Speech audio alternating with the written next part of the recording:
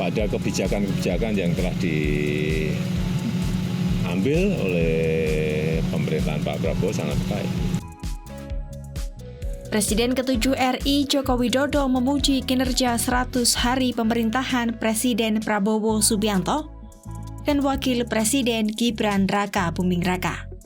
Pujian itu dilontarkan Jokowi saat menjawab pertanyaan wartawan soal hasil survei Litbang Kompas baru-baru ini yang menunjukkan kepuasan masyarakat terhadap Prabowo Gibran.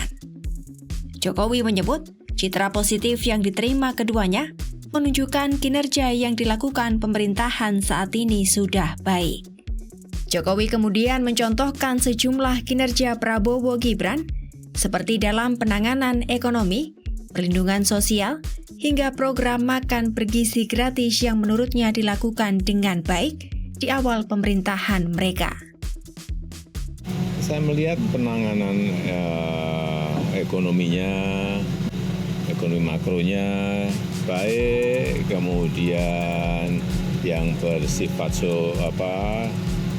perlindungan sosial seperti makan bergizi gratis juga mulai berjalan. Saya kira apresiasi masyarakat pada kebijakan-kebijakan yang telah diambil oleh pemerintahan Pak Prabowo sangat baik.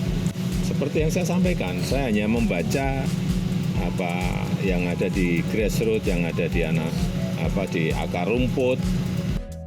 Sebelumnya, hasil survei Litbang Kompas menunjukkan bahwa presentasi citra Presiden Prabowo lebih tinggi dibandingkan dengan citra Presiden Joko Widodo.